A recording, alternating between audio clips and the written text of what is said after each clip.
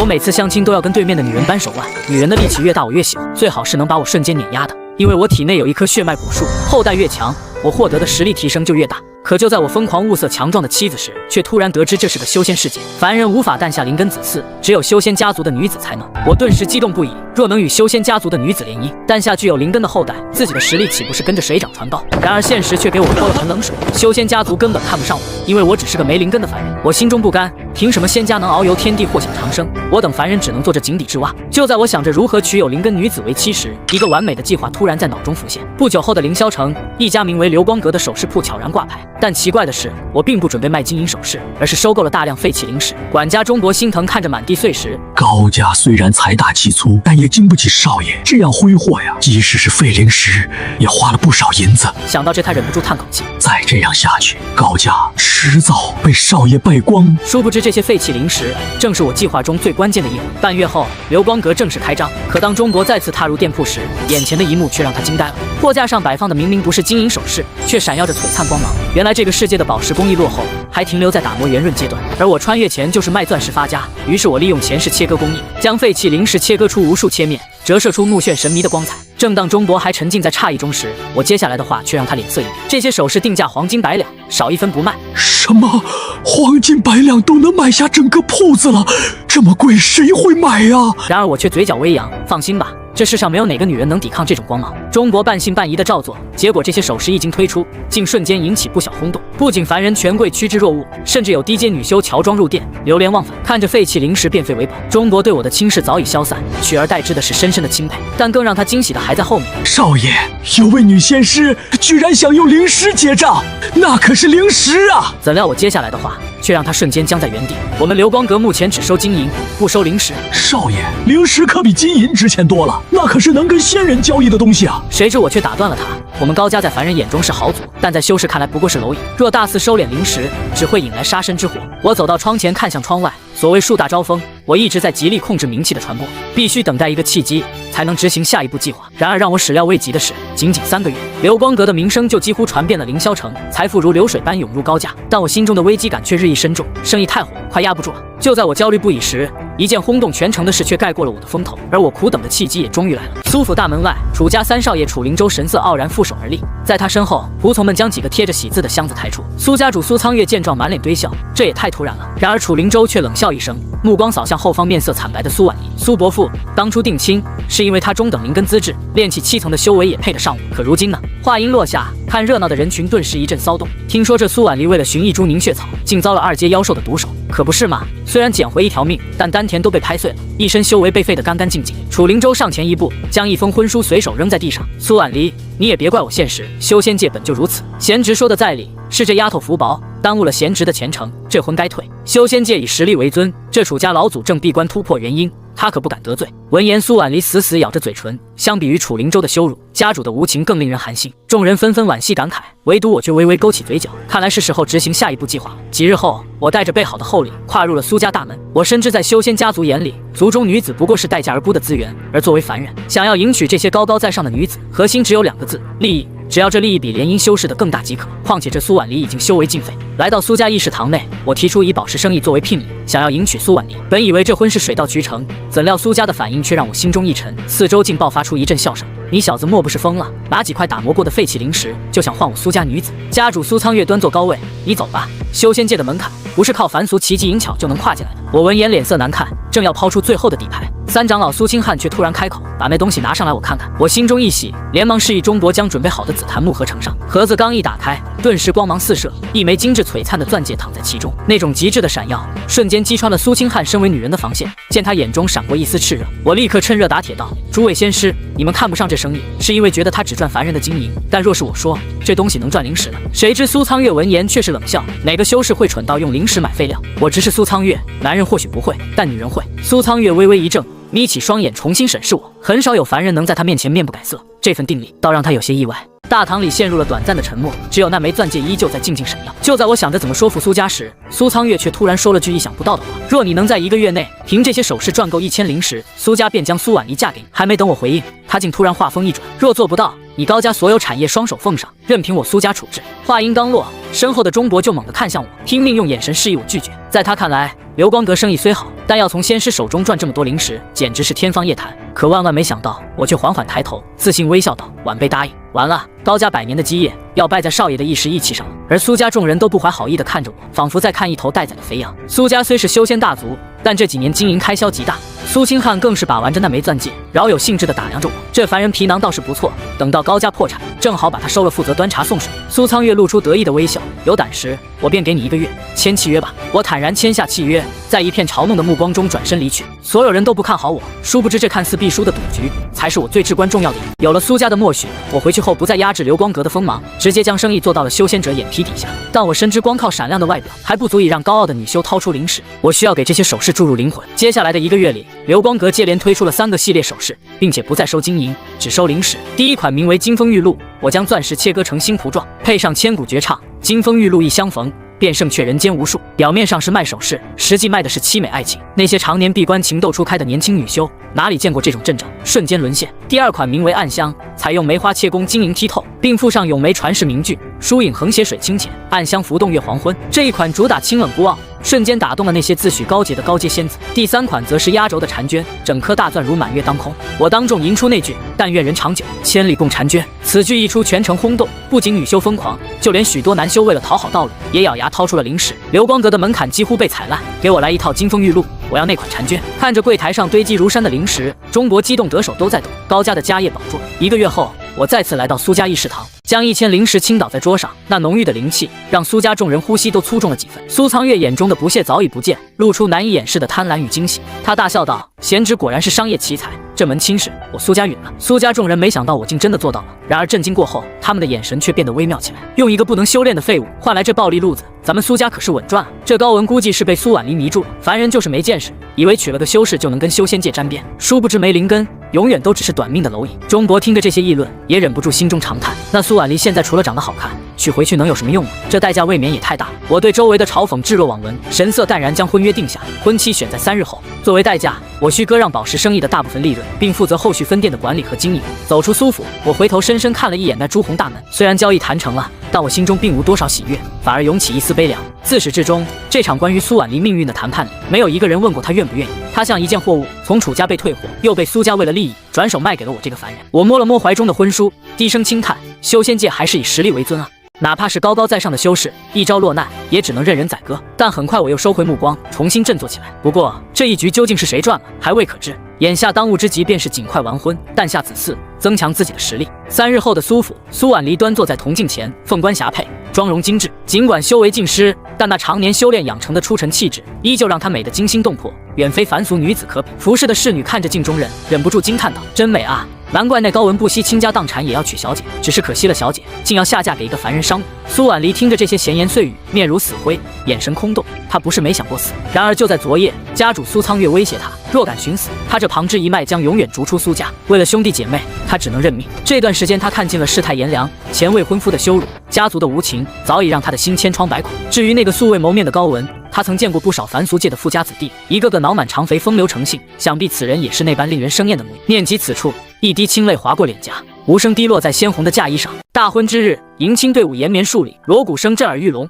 ，10里红妆铺地。我特意安排了这浩大的排场，给足了苏婉离面子，也堵住了那些说她凄惨下嫁凡人的议论。可我却不知道，这个决定竟差点把自己害死。不远处的醉月楼内，楚灵州冷冷看着这一切。凡人就是眼皮子浅，我楚家不要的垃圾，却被那蝼蚁当成至宝供着，真是可笑。不过想到曾经的未婚妻即将跟另一个男人欢好，他心中莫名涌起一股不爽，真是晦气。看一群猴子唱戏，污了本少爷的眼。说完，他拂袖而去。另一边的苏府大门随着花轿落地，喜娘高喊。苏婉离在喜帕下深吸一口气，颤抖着伸出手。当千红被另一端的人接住时，他感到了一股沉稳的力量。到了晚上，拜完天地，送入洞房。苏婉离的红盖头被轻轻挑起，可当她缓缓抬起美眸时，整个人瞬间愣住。映入眼帘的是一张俊朗非凡的脸庞，竟丝毫不输她见过的宗门才俊。我嘴角挂着和煦的笑意，娘子。听着我温润的声音，苏婉离紧绷的心弦莫名松了几分，至少这副皮囊不让人讨厌。但更惊喜的还在后面。夜晚，苏婉离局促地坐在床沿，想到接下来的事，竟脸色微红。毕竟她还是个黄花大闺女。可不知为何，我并没有急不可耐地扑上来，反而走到桌边，端来一碗药汤。这是为夫特意让人熬制的固元汤。娘子重伤初愈，身子骨虚，趁热喝了吧。苏婉离错愣抬头，对上的是一双满含关切的眸子。她声音微颤，下意识问道：“你不洞房吗？”我放下药碗，柔声道：“来日方长，我知道你心中委屈，身子也没大好，先养好身体，其他的不急。说罢，我微笑着替他理了理发丝。前世身为钻石王老五榴莲花丛，我深知套路或许能得一时之欢，但唯有真心才能换回真心。果不其然，我的这番举动如同一道暖流，瞬间融化了苏婉离心底最后的坚冰。从受伤至今，所有人都在算计她的价值，唯有眼前这个男人在意她、关心她。就在我要转身离去时，一只白皙玉手却突然拉住了我。夫君，今夜有些凉，别走。红帐落下，满是旖旎。次日清晨，我扶着墙壁，脚步虚浮地走出了婚房。自己还是低估了修仙者的体质，哪怕修为被废，也比凡人强上不少。不过想起昨夜的种种风情，我很快振作了精神，回头看了一眼紧闭的房门，握紧了拳头。辛苦便辛苦些吧，为了长生大道，这点腰酸背痛止了。经过1个多月的努力，苏婉离终于怀上了。与此同时，我脑海内的血脉果树上，一枚红色血脉果实正在缓缓孕育。我满脸欣喜，知道苏婉离诞下子嗣的那天，就是我收获血脉果实的时候。可不知为何，随着肚子越来越大，小家伙所需的营养竟越来越多，甚至让曾是修士的苏婉离都感到吃力。我急得团团转，搞不懂出了什么问题。然而苏婉离却不禁反省：夫君，这是孩子身怀灵根的征兆。家族中凡诞下灵根子嗣，母体必受灵气反哺之苦，但这也是天大的喜事。闻言，我悬着的心瞬间化作狂喜。有灵根不仅意味着能踏上仙途，更意味着血脉果实的品质将超乎想象。随后的日子，我不惜重金搜罗灵材宝药，对苏婉离更是无微不至。她看着我忙前忙后的身影，眼中柔情似水。如今虽沦为凡妇，却比任何时候都要幸福。日子一天天过去，眼看苏婉离即将临盆，一场天大的危机却也悄然而至。楚家内院，楚灵州正听着心腹的汇报，脸色阴沉如水。你是说那高文搜罗宝药，只为给那个废人安胎？是的，而且那苏婉离应该快生了。楚灵州将手中玉杯捏成粉末。自从退婚后，他本以为苏婉离会凄惨度日，没想到我竟风光将其迎娶回家。最让他无法忍受的是，苏婉离很可能怀上了灵根子嗣。若真生下个带灵根的种，岂不是在向世人宣告他楚灵州有眼无珠，而那高文才是慧眼识珠的赢家？一个捡我破鞋的凡人蝼蚁，也配踩着我的名声上位？去做的干净点，把他们全杀了，跟我楚灵州作对，只有死路一条。到了晚上，苏婉离痛苦的闷哼声从产房内传出，我在院内焦急踱步，哪怕两世为人，迎接新生命的这一刻依旧紧张。就在这时，一道黑影如鬼魅般翻入后院，几名护卫刚要喝问，便见寒光一闪，他们连惨叫都未发出，便倒在血泊之中。谁？我惊怒交加，正要高声示警，一道冰冷的杀机瞬间锁定了我，那是修仙者的威压。我全身如坠冰窟，还没来得及反应，被一股灵力死死扼住咽喉，窒息感瞬间涌上大脑。一名黑衣人缓缓来到我面前，眼神戏谑，仿佛在看一只待宰的羔羊。苏家，我艰难地挤出2个字，可苏家正靠我赚取暴利，没理由杀鸡取卵。小子，下辈子眼睛放亮些，要怪就怪你娶了不该娶的女人，打了楚少主的脸。竟然是他，我心中震怒不已。好了，该送你上路，你的妻儿很快也会下去陪你的。黑衣人手掌发力，正要捏碎我的喉骨。千钧一发之际，产房内突然传来一声响亮的婴儿啼哭。黑衣人动作微微一滞，下意识看向产房方向。与此同时，我脑海深处那枚孕育许久的红色果实终于成熟，我毫不犹豫选择吞噬。下一秒，一道磅礴的洪流瞬间冲入4肢百骸，刹那间，我体内某种枷锁被狠狠崩断，那股洪流猛烈冲刷着我的经脉，凡胎浊骨被瞬间淬炼，天地间的灵气疯狂向我涌来，在丹田处化作精纯的灵力。转眼间，我从一介凡人突破到了炼气巅峰。黑衣人终于察觉到了不对劲，眼前原本孱弱的蝼蚁竟爆发出一股令他战栗的恐怖气息。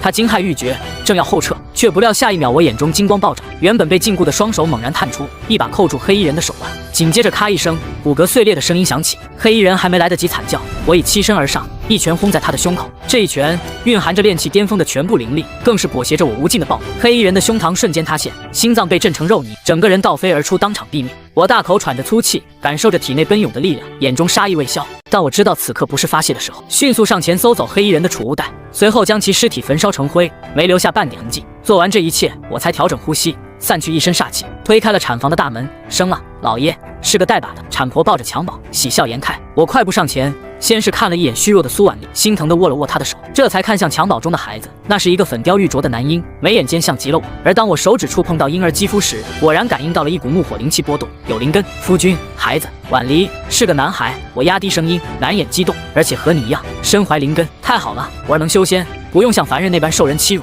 他沉浸在巨大的喜悦中，并未察觉到刚才院外的惊心动魄。我轻轻拍着他的手背，柔声安慰，然而心中却一片沉重。楚灵州既然动手了，这便是死仇。这一次黑衣人失手未归，楚灵州定会生疑，甚至会派出更强的杀手。我现在虽有炼气巅峰的修为，但在庞大的楚家面前根本不够看。若是直接暴露实力，反而会引来筑基期甚至更强者的镇杀。必须想个万全之策。我皱眉看着窗外，心中很快就有了一条不错的计策。不久后，我花重金在苏府旁边购置了一座院子，这是一部妙棋，核心在于狐假虎威。只要我带着妻儿住在苏府眼皮底下，外界便会认为苏家已经接纳了我们。在这凌霄城，还没人敢在苏家大门口杀人。果不其然，楚灵州眼见手下迟迟未归，又得知我竟连夜搬至苏府附近，脸色瞬间变得铁青。他理所当然地脑补了一切，定是苏家暗中出手救下了我，并清理了他的手下。至于暴露他的刺杀行为，他倒是不怕，毕竟楚家有即将出关的元婴老祖在，只要没有确凿证据，苏家也不敢找楚家算账。不过眼下楚灵州只能将这口恶气咽下，暗暗记下这笔账，以后伺机报复。我暂时解决了眼前危机，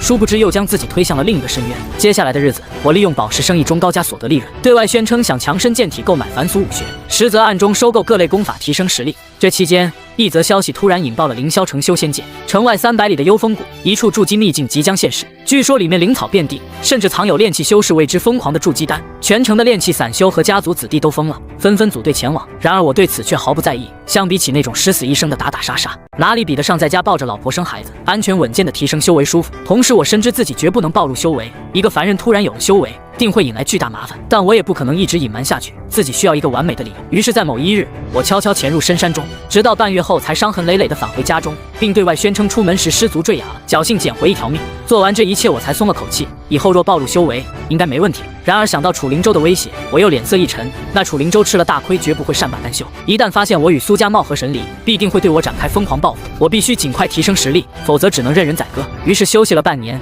眼看苏婉离恢复的差不多了，我又继续开始了辛苦耕耘。而由于突破到了炼气巅峰，我的体质有了质的飞跃，不仅不再腰酸背痛，反而游刃有余，甚至常常让苏婉离招架不佳。直到某日清晨，苏婉离看着龙精虎猛的我，眼神古怪，欲言又止。夫君，那种药虽然助兴，但毕竟伤身，还是少吃为好。我哈哈一笑，敷衍说自己是修习了武学后身强体壮罢了，哪里吃什么药。然而随着时间推移，我的笑容却逐渐消失了。辛苦了大半年，苏婉离的肚子竟毫无动静。奇怪了，我那时脑海中的血脉古树，看着那依旧空荡荡的枝头，心中升起一丝明悟。难道这古树有限制，一个女子只能孕育一枚果实？那这样岂不是逼着我娶不同女子？想到这，我顿时为难起来。凡俗女子易娶，但无法诞下灵根子嗣。可寻常女修根本看不上我，上哪找那些被废的仙子？就在我一筹莫展之际，一个大胆的想法突然从我脑中闪。不久后，我悄悄来到了那处筑基秘境附近。然而我并不是要进入秘境寻宝，而是来专门捡漏的，看看能不能捡到一个身负重伤的仙子。但令我失望的是，我在草丛里蹲了整整半个月，从秘境里出来的，要么是成群结队的家族修士，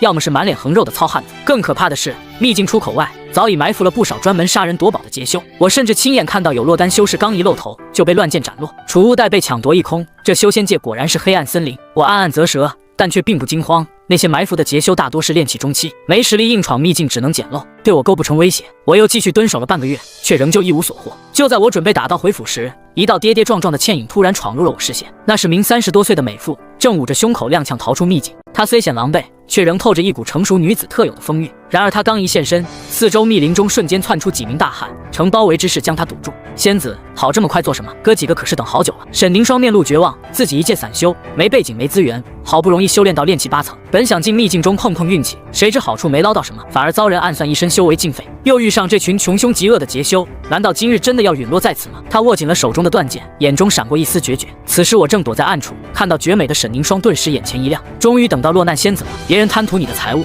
我高文可不会。眼看那群大汉就要动手，我却屏住了呼吸，悄然运转归西术，直到将一身灵力波动压制到极致，才故意踩断了一根枯枝。谁？几名大汉瞬间警觉，齐齐转头。当看到惊慌失措的我时，几人紧绷的神经顿时松懈下来，原来是个路过的凡人。这荒山野岭的，算你倒霉。既然看到了不该看的，那就别走了。怎料他话音刚落，一道寒光猛然闪过，瞬间洞穿了他的胸膛。我脸上的惊慌早已不见，冷漠地收回施展术法的手。领头大汉瞪大了眼睛，临死前才明白，我根本不是凡人。剩余3人瞬间暴怒，爷爷的，原来是扮猪吃虎，这小子阴险，大家一起上。在他们看来，我靠偷袭得手，修为肯定不高。3人灵力全开，法器轰鸣，试图将我轰杀成渣。聒噪！我冷哼一声，炼气巅峰的修为毫无保留爆发，身形如电，仅仅是一拳轰出，狂暴的灵力便碾碎了他们的攻势。几声闷响过后，战斗瞬间结束，3名劫修倒在地上，气绝身亡。他们的眼中满是郁闷和不解。既然已经是炼气巅峰的大高手，连秘境都可以横着走，为什么还要跟他们一样蹲草丛？这人也太狗了吧！我也有些惊讶，没想到自己已经强到这个地步，早知道就不用那么麻烦搞偷袭了。一旁的沈凝霜彻底看呆了，他握着断剑的手僵在半空，看着倒下的劫修以及毫发无伤的我，心中的绝望变成了更深的恐惧。一个炼气巅峰修士比那几个劫修更可怕，他也要杀人夺宝吗？想到这，沈凝霜惨笑一声，正要举剑自尽，却见我突然露出一抹温润笑容。姑娘莫要害怕，在下不是那些趁火打劫的小人，并不贪图姑娘身上的财物，但我却在心里默默补充了一句：我馋的是你的灵根。沈凝霜闻言，紧绷的心弦莫名一松，这才有机会看清了我的脸，剑眉星目，正气凛然，确实不像坏人。大起大落之下，他那早已透支的身体再也支撑不住，眼前一黑，竟软软的倒了下去。得罪了。我微微一笑，手脚麻利将几名劫修的储物袋搜刮一空，随后抱起昏迷的沈凝霜，消失在了密林之中。家里该添副碗筷了。回去后，在我的悉心照料下，沈凝霜身体慢慢恢复了。然而她一身修为已经废掉，彻底沦为了凡人。对于心气高傲的修仙者来说，这比杀了他还难受。沈凝霜整日看着窗外发呆，眼中毫无神采。我深知心病还需心药医，再次施展了我的暖男攻势，不仅锦衣玉食供着，更是每日陪她解闷。沈凝霜看着我英俊诚挚的脸庞，心中的防线终于被我融化。她本就是一介散修，无亲无故，如今废人一个，只能依靠眼前这个男人。或许是因为同病相怜，苏婉离对沈凝霜很快便以姐妹相称，后宅竟是一片难得的和谐。接下来我将重心放在沈凝霜身上，经过不到1月的辛苦努力，沈凝霜终于有了身孕。确认喜脉的那一刻，我松了口气，同时也印证了心中的猜想，这血脉古数有限制，同一女子只能孕育我的一个后代，想要更多果实就必须广撒网。念及此处，我不由得看向北方，听闻那边有个小宗门刚被魔道灭门，有不少逃难出来的女修，看来还得靠我去拯救落难仙子啊！我整了整衣冠，露出微笑。转眼1年多过去，如今凌霄城百姓最津津乐道的，不再是哪家天骄突破了筑基，而是那副假一方的流光阁东家。有人说我是活菩萨，专门收留那些走投无路的可怜女修；更多人则讥讽我沉迷女色，把高府变成了后宫。然而我对此都置若罔闻，躺在后花园的摇椅上，惬意看着不远处的景象。大夫人苏婉离正在凉亭中核对账本，长子高安追着条大黄狗玩耍。花丛边，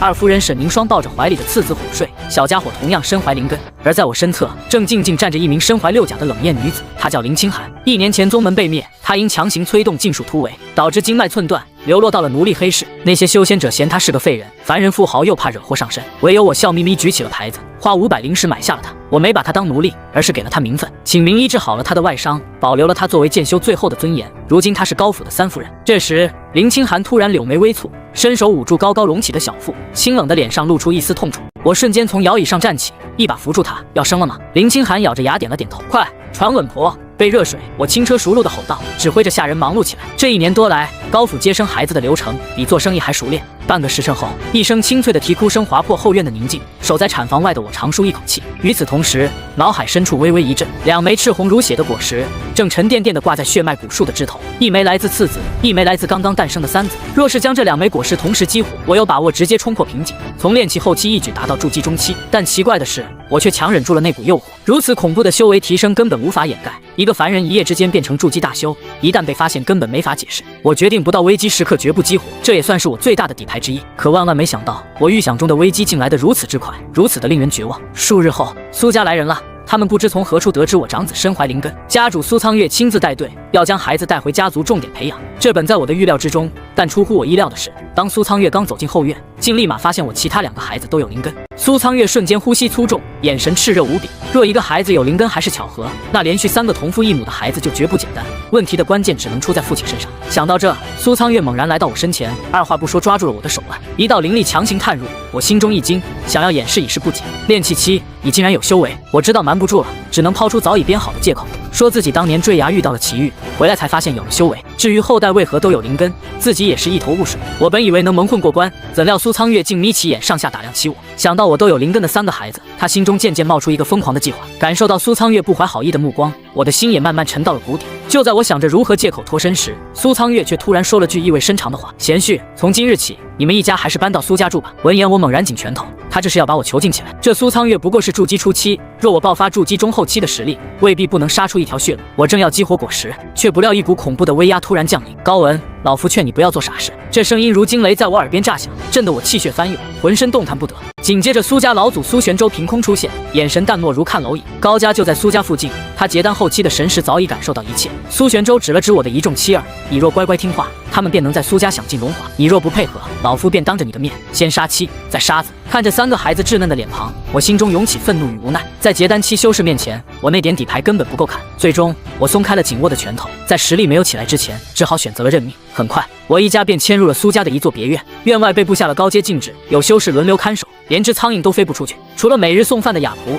我们彻底断绝了与外界的联系。与此同时，苏家议事堂内，老祖苏玄州高坐主位，家主苏苍月站在下手，神情激动，说着我灵根子嗣之事。若真如家主所言，如今控制了高文，苏家便能源源不断产生灵根后代，那么要不了几年，我苏家必然崛起。众长老议论纷纷，有人眼中金光大盛，但也有人持怀疑态度，是真是假，一试便知。老五，你那一脉近10年都未有灵根子嗣诞生，这第一个机会便给你吧。多谢老祖，我这就去安排。不久之后，五长老挑选了他那一脉的苏若曦，提出让他怀上一个男人的孩子的要求。苏若曦听后仿佛天塌了，可哪怕是再不愿意，也根本没有反抗的余地。五长老对他而言可是天一般的人物，哪怕五长老要他死，他的父亲都会毫不犹豫地杀死他。与此同时，苏苍月来到了我所在的静心院，直接开门见山提出让我配合苏家延续香火，话里话外全是威胁。然而我闻言却松了口气，只是生孩子，不是把我炼血吸髓就行。可我还是装出一副为难的样子，提出可以配合他们，但有一个条件，每怀上一个孩子，苏家必须补偿我功法丹药法器的。闻言，苏苍月眯起双眼，心中快速权衡，我已经错过了最佳修炼年纪，就算给我资源，顶多也就能到筑基期。若能换取我心甘情愿的配合，甚至帮我延寿多生几十年，这买卖十分划算。想到这，苏苍月换上一副笑脸，答应了我的要求。到了晚上，苏若曦就被送入了我的房间，脸上还挂着泪痕。她冷冷地看着我，眼中满是厌恶与麻木。开始吧，她声音冰冷，像是奔赴刑场。1个时辰后，苏若曦收拾好后推门而出，整个过程我们没有任何交流。院门外，一位美妇早已焦急等候。苏若曦一见到美妇，就再也绷不住。娘，这是为什么？这是老祖宗的命令，咱们也没办法。1周后，经医师诊断，苏若曦确认为喜脉。五长老大喜过望，当即免去了苏若曦所有的家族任务，让她安心养胎，并承诺孩子若有灵根，重重赏赐。与此同时的静心院内，我也感应到脑海中的血脉古树上，一枚赤色果实正在缓缓凝聚。见状，我微微一笑，这苏家倒省了我不少麻烦，资源和女修士都送上门来。1个月后，五长老火急火燎赶到苏若曦住处，对腹中胎儿一番探查后，他的手猛地颤抖起来，随即爆发出狂笑，哈哈哈！果然有灵根，而且是上等水灵根。他虽然是苏家五长老，但也才上等灵根。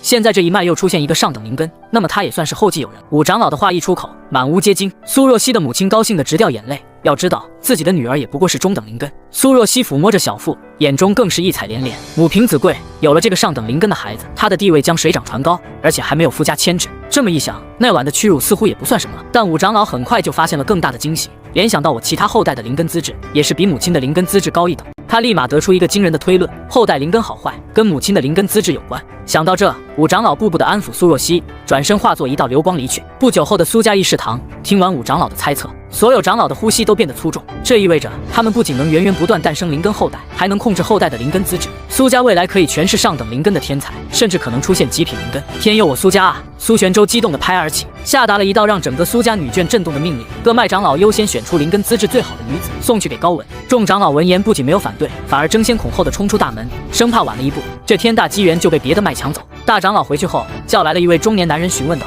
咱们这一脉灵根最好的女子，目前是什么品级？如果是未婚的家族女子，灵根最好的是中等灵根。大长老眉头紧锁，显然对这个品级不满意。而他接下来的话竟让男人瞬间愣住了：只有中等吗？那已婚的呢？听到大长老的话，中年男人犹豫了：是碗堂那丫头吧？是的，是苏映雪姑姑，拥有上等灵根。苏映雪那丫头丈夫都死100多年了，现在也没个后代，也算是未婚吧。去，把映雪叫过来。不多时，一位看起来30多岁的美妇走了进来，岁月并未在她身上留下痕迹，反而沉淀出一股成熟风韵。苏映雪拜见爷爷。映雪啊，你卡在筑基初期多久了？回爷爷，孙女资质愚钝，整整卡了30年。苏映雪眼神黯然，怎料大长老接下来的话却让她脸色一喜：爷爷有一个任务需要你去完成，如果你能完成，爷爷可以花大代价帮你弄一颗破镜丹。爷爷此话当真？什么任务啊？我接了。有了破镜丹，他便有90%把握突破筑基中期，寿元可再添几十年。大长老循循善诱，很快就把任务情况说了一遍。谁知苏映雪听完竟满脸的不敢置信，她支支吾吾想找理由拒绝，却被大长老打断道：映雪啊，爷爷这么做也是为了家族，而且你已经200多岁却膝下无子，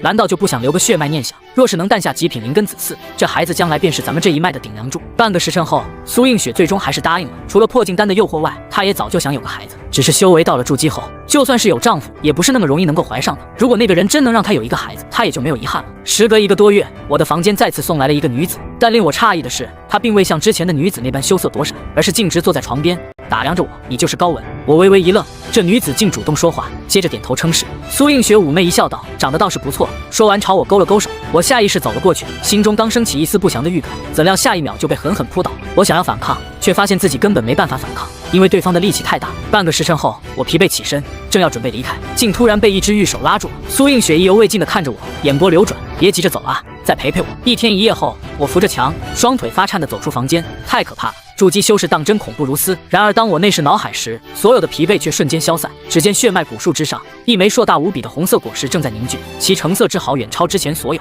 看到这一幕，我仿佛刚耕完地的老农，欣慰一笑。1个月后，大长老亲自给苏映雪检测腹中胎儿。当那道紫色光芒亮起时，就连他的手都颤抖起来。是紫色，竟然真的是极品灵根！屋内众人倒吸一口凉气，苏映雪更是惊得捂住了嘴。极品灵根意味着只要不陨落，突破元婴几乎是板上钉钉。映雪，你是家族的大功臣！大长老激动得满面红光，当即掏出一个精致玉瓶塞了过去，拿去，这是破镜丹，家族宝库里的灵材，随你取用。一个中年人突然朝大长老说道：“下次再轮到咱们这一脉，不如让我孙女去吧，她是中等灵根。”然而他话音刚落，立马有人反驳说：“你孙女都有道侣了，凑什么热闹？有道侣怎么了？有道侣就不能要孩子吗？那我外孙女也可以，她还没有道侣，也是中等灵根。外孙女不行，不是咱们苏家人。”众人争得面红耳赤，为了一个送女的名额差点打起来。都闭嘴！大长老一声怒喝镇住全场。谁知一道意想不到的声音却突然响起：“爷爷，还是我去吧，说不定还能生一个极品灵根的孩子。”苏映雪抚摸着小腹说道。尝到了甜头的她，甚至想要垄断这个机会。大长老沉吟片刻，目光扫过众人，最终点了点头：“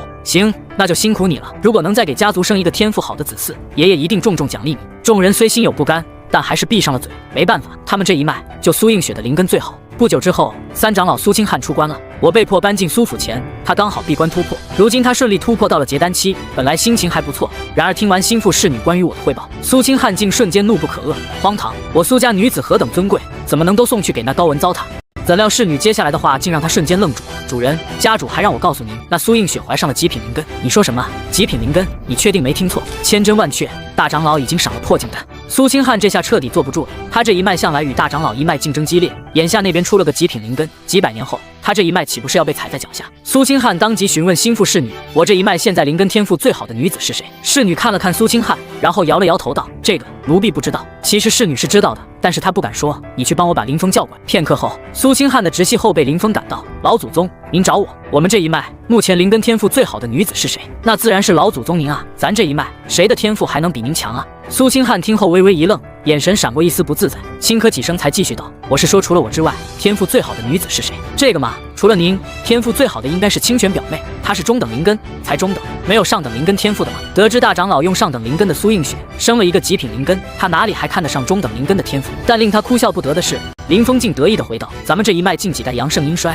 上等灵根的没有女子，只有一名男子，那就是我。”苏清汉听后瞪了他一眼，随后无奈挥了挥手道：“你下去吧。”林峰见气氛不对，不敢多留，连忙退了出去。房间内只剩苏清汉一人，他来回踱步，脸色阴晴不定。只有中等灵根，这怎么跟苏映雪那个上等灵根比？要想压过大长老一脉，苏清汉停下脚步，看向镜中那张依旧美艳冷傲的脸。不久后，某个夜深人静的晚上，我的房门突然被一股无形灵力推开。本以为这次会来个年轻点的，可当我抬头一看时，眼前的一幕却让我愣住了，竟是一名高冷的中年美妇走了进来，用法器遮挡了容貌。但最让我惊恐的是，她的气息竟比苏映雪还要恐怖数倍，甚至让我体内的灵力都运转凝滞。这是结丹期修士吧？我下意识地扶了扶腰，心中暗暗叫苦：苏家这是疯了吗？怎么送来的修为越来越高？这谁顶得住啊？苏清汉冷冷扫了我一眼，没有任何废话，随手一挥，一道隔音结界笼罩房间。随后的整个过程，苏清汉全程高冷，双目微闭，仿佛在进行一场庄严的修炼仪式，而我则战战兢兢如履薄冰，生怕伺候不好这位姑奶奶，被他一掌拍死。苏清汉整个人立马化作一道残影，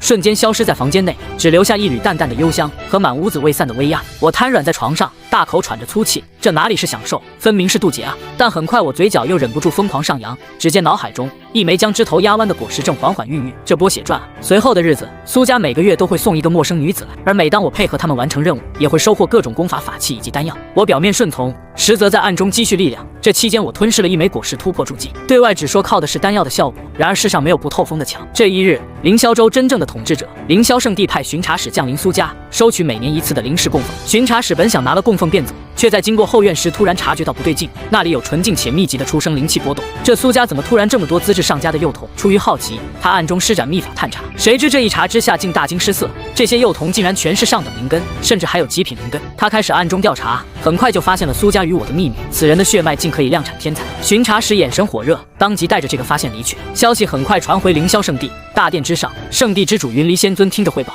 清冷的凤眸中闪过一丝讶异：“你是说那人能稳定诞下高阶灵根子嗣？”云离仙尊陷入沉思。凌霄圣地虽为霸主，但近百年来人才凋零，尤其是顶尖天骄更是断层严重，而他自己困在元婴后期已经数百年，始终触摸不到化神期的门槛。古籍记载，若能诞下拥有先天道体的子嗣，便能借天道气运反馈，有一线生机打破桎梏。云离仙尊轻轻叹了口气，本作修无情道数百年，却受阻于此，或许这便是天意，让我入红尘，立情节，续道统。想到这，云离仙尊缓缓起身，做出了一个即将震动整个修仙界的决定，他要亲自去一趟苏家。那一夜，静心院格外寂静，没有苏家长老的护送，也没有往日的静止波动。一位清冷绝美的女子推门而入，但令我诧异的是，此女身上竟没有任何灵力波动，而我却感到了来自灵魂深处的心悸。你是谁？我警惕问道。谁知女子竟没有马上回答，只是静静地看着我，那眼神仿佛穿透了我所有伪装。随后她才说了句奇怪的话：借你一物，了却因果。这一夜，我仿佛经历了一场神魂的洗礼，既虚幻又真实。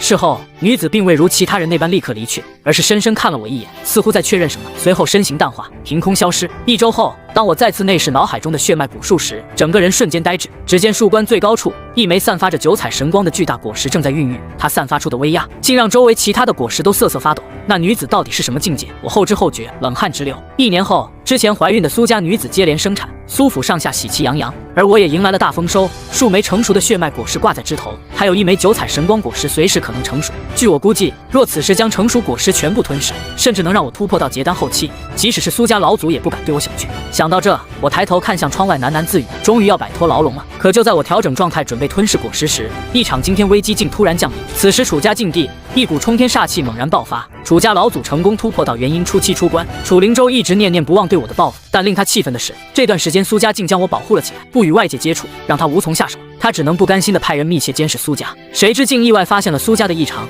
接连诞生了几个灵根出众的孩子。他隐隐觉得这与我有关，于是他把这个推测告诉了老祖楚血统。楚家和苏家身为凌霄城2大巨头，表面和气，实则暗中一直互相忌惮。楚血图起初不以为意，直到他隐匿气息潜入苏家，神识扫过静心院的那一刻，修炼血神诀的他对气血之力异常敏感。而此时我体内的血脉果实还未吞噬，在楚血图眼中，简直就是一株行走的人形大药。哈哈哈，天助我也！如此浓郁的血脉之力，若被老夫吞服，甚至能一步突破至元婴后期。元婴期的他毫无顾忌地出手了。下一秒，一只遮天蔽日的大手凭空出现，瞬间粉碎了静心院的所有禁制，直奔我抓来。关键时刻，苏家老祖苏玄州怒喝一声：何人敢闯我苏家？他结丹后期的修为爆发，试图阻拦。然而楚血图只是随手一挥，苏玄州便倒飞出去，生死不知。完了，楚血图已经到了元婴期。苏苍月等人面如土色，绝望地看着那只大手落下。生死存亡之际，我不再隐藏，心念一动，瞬间激活全部成熟果实，恐怖的能量在我体内炸开，如江河倒灌。结丹初期、中期、后期大圆满破！我怒吼一声，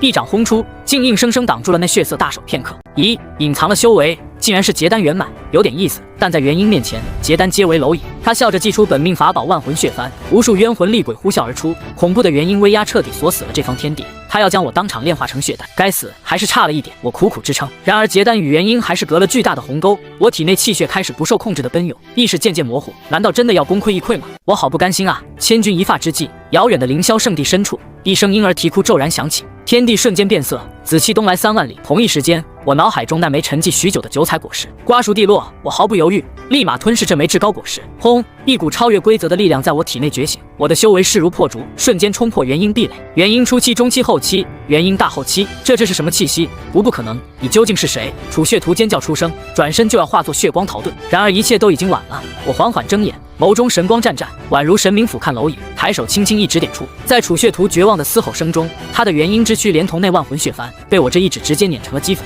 远处的楚灵州早已吓傻，双腿间流出恶臭黄水，刚想爬走，便被我随手一道剑气斩成了飞灰。全场死寂，苏家众人瘫软在地，看着天空中那个宛如神魔般的身影，瑟瑟发抖。谁能想到，他们一直圈养的男人，竟然是一尊绝世大能。我缓缓呼出一口气，感受着体内澎湃的修为，这就是拥有实力的感觉，真是令人陶醉啊！这时，天边突然瑞彩千条，仙乐阵阵，云离仙尊踏空而来，怀中抱着一个粉雕玉琢的女婴。我看着那女婴，血脉相连的悸动涌上心头，当即认出了云离仙尊，正是那一夜的神秘女子。云离仙尊看着已是元婴修士的我，清冷的眼中闪过一丝柔和与认可。跟我走吧。他伸出手，不是命令，而是一种平等的邀请。回圣地，做我的道侣，做这孩子的父亲。我微微一笑，回头看了一眼妻儿们，又看了一眼云离仙尊。好，18年后，我的子嗣遍布修仙界，个个是人中龙凤。而我脑海中的血脉古树，终于结出了最后一枚果实——永恒道果。吞下果实的那一刻，虚空破碎，一股超越了此界极限的力量在我体内激荡，那是真仙之力。时候也该到了，我负手而立，看向身后的莺莺燕燕